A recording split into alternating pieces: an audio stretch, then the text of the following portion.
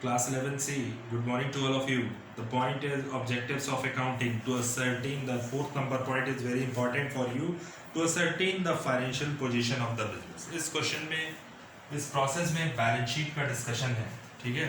So balance sheet एक तरीके से लाइबिलिटी, दूसरी तरीके से एसेट्स. फॉर्मेट है बैलेंस शीट का, balance sheet for the year ended 31 मार्च. हमेशा 31 मार्च को बनाया जाता है. Liabilities capital plus net profit minus drawing creditors and BP. Cash in hand, cash at bank, debtors, BR, machinery, fixed assets, goodwill and closing stock. तो सबसे पहली चीज ये बताओ कि cash in hand, cash at bank दोनों क्या है हमारी करंट एसेट्स है.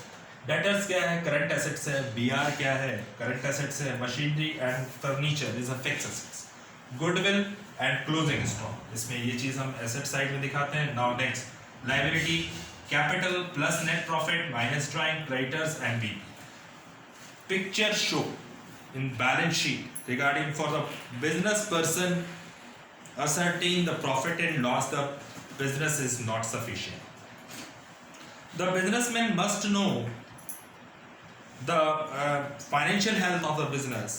For this purpose, after preparing the profit and loss, a statement called balance sheet. सबसे पहला काम हम लोग इस पर प्रॉफिट लॉस बनाते हैं, जो ये बताता है actual financial position of the business. यानी आपके पास क्या प्रॉफिट हुआ या लॉस हुआ. ठीक है, प्रॉफिट का ट्रांसफर हम सीधा यहाँ करते हैं बैलेंस शीट में. ठीक, प्रॉफिट एंड लॉस के बाद ही हम बता सकते हैं कि फर्म को प्रॉफिट हो रहा है कि लॉस हो रहा है. उसके बाद का काम है बैलेंस शीट. बैलेंस शीट में हमारे पास लाइबिलिटी आती है, एसेट्स आती है. लाइबिलिटीज में हम कैपिटल दिखाते हैं, नेट प्रॉफिट दिखाते हैं, ड्रॉइंग्स दिखाते हैं, capital plus NP minus drawing, और क्रेडिटर्स और बीपी दोनों एक ही चीज है. क्रेडिटर्स का मतलब होता है जिससे हमने गुड्स परचेज किया और हमारी लाइबिलिटी बनती है कि हमें उनका पेमेंट करना ही है. जैसे goods purchase from A on credit basis, यानी उधार पर हमने गुड्स परचेज किया मिस्टर ए से, तो मिस्टर ए क्या है हमारे क्रेडिटर्स है, जो आज ना कल पैसा लेंगे हमसे, वो हमारी क्या है liability. Cash in hand, cash at bank, मेरा ही पैसा मेरे हाथ में है तो वो क्या है कैश इन हैंड. हो सकता हो हैंड में हो चाहे वो बैंक में हो. ठीक, deposit. Debtors, goods sold to mister B, goods sold to mister B.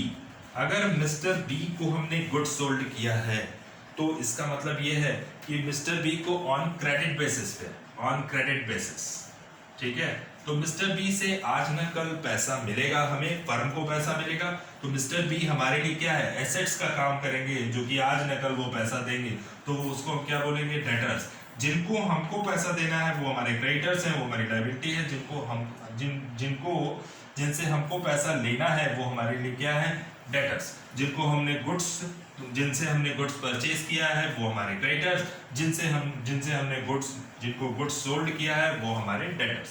सीधा सा मतलब ये है, जब गुड्स सोल्ड होगा तो डेटर्स क्रिएट होंगे, और परचेज उस कंडीशन में क्रिएट होगा जब हम कोई गुड्स परचेज करेंगे ऑन क्रेडिट बेसिस पे.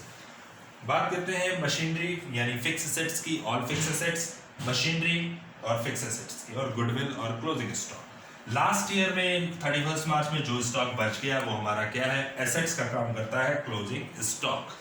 और सारी फिक्स एसेट्स वो पोस्ट हो जाती है एसेट्स. बैलेंस शीट का ये फॉर्मेट है, and a balance sheet is actually a screen picture of the financial position of the business. At a one glance, one would know the following by looking at the balance sheet.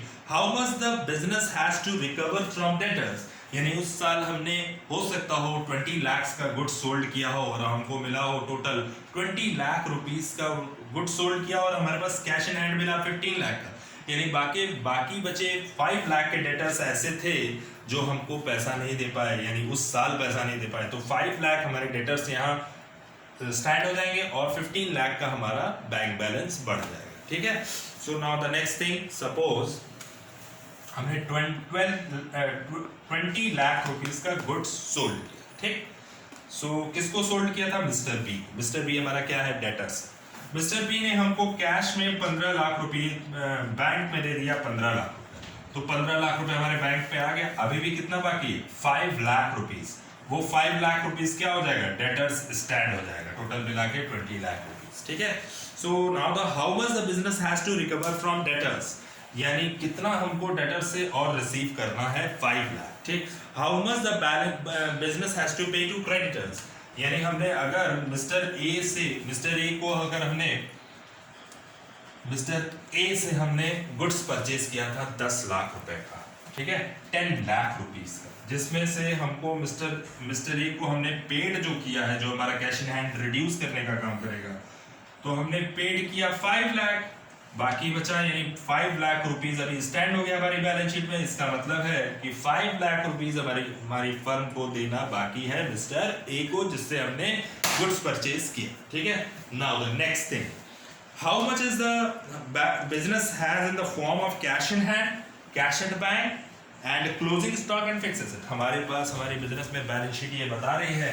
कि cash in hand कितना है figure में, cash at bank कितना है figure में, और closing stock कितना है फिगर में, और फिक्स्ड एसेट्स कितनी है हमारे फिगर, ठीक है। Now the next thing, to ascertain the progress of the business from the year to year, यानी सपोज हम हर साल बैलेंस शीट क्रिएट करते हैं, तो 16-17 में भी क्रिएट किए थे, 17-18 में भी क्रिएट किए, और 18-19 में भी क्रिएट किए।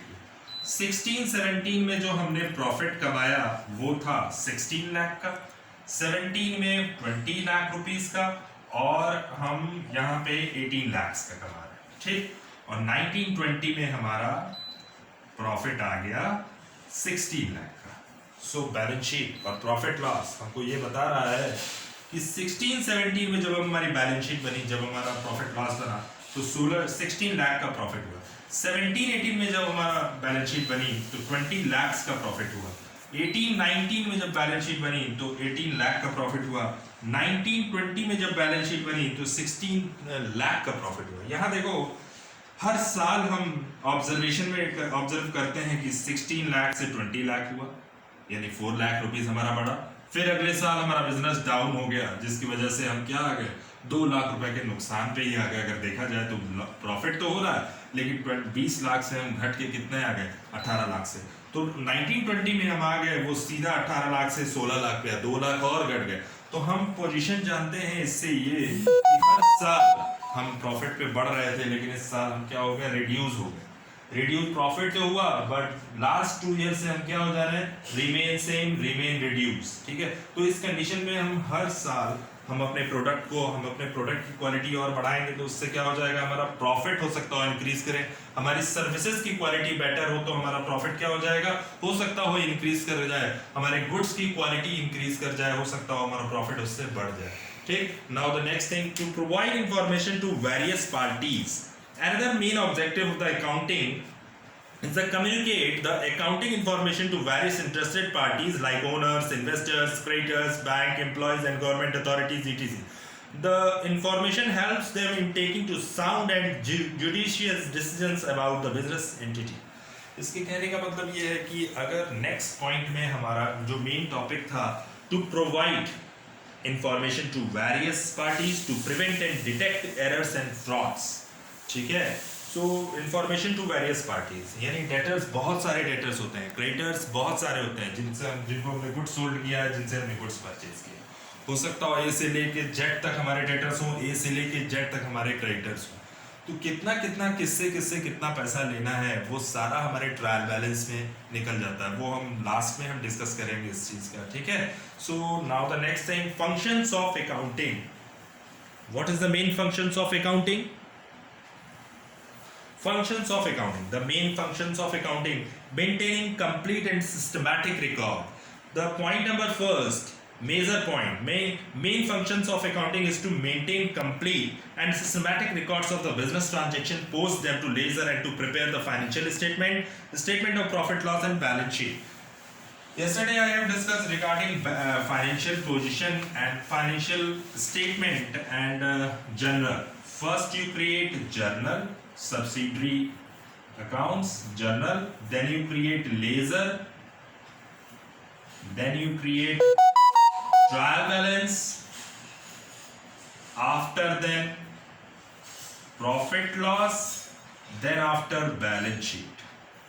सबसे पहले हम ट्रांजैक्शन करते हैं, डिस्कस कर चुके हैं, फिर लेजर बनाते हैं, फिर ट्रायल बैलेंस बनाते हैं, फिर प्रॉफिट लॉस बनाते हैं, और उसके अकॉर्डिंग हम प्रॉफिट लॉस और बैलेंस शीट बनाते हैं। किसके अकॉर्डिंग? ट्रांजैक्शंस के through.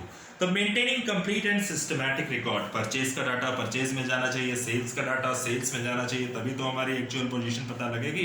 Now the next thing, communicating the financial result to various parties. Another main function of accounting is to communicate the information regarding net profit or loss, assets and liability to the interested parties. यानी हमारे पास कितनी liability है, कितनी assets है, वो हमारी balance sheet को देखने से पता लग जाती है. Now the next thing, protecting the assets of the business. Another functions of the business is to maintain proper records or of various assets such as cash in hand, cash in bank, or inventory, debtors, and it enables the management to keep over proper control over them. यानी जो हम balance sheet में data ले जा रहे हैं, cash in hand, अगर हमारे पास कैश इन हैंड है 2 लाख रुपीस, तो हमारी बुक्स भी 2 लाख रुपीस से बोलना चाहिए. यानी बुक्स में भी एंट्री जो होनी चाहिए वो 2 लाख. कैश इन बैंक है 4 लाख, तो 4 लाख हमारे बुक्स में होना चाहिए, यानी एग्जैक्ट होना चाहिए. डेटर्स हमारे पास 18 लाख के थे, तो डेटर्स 18 लाख के स्टैंड होने चाहिए बुक्स में. तो एक्चुअल फिगर हमारी पता लग जाती है कि एक्चुअल फिगर क्या है और एक्चुअल फाइनेंशियल पोजीशन बिजनेस की क्या है. ठीक. Now the next thing, providing assistance to management. By providing timely information, accounting assists the management in the task of planning, controlling and decision making.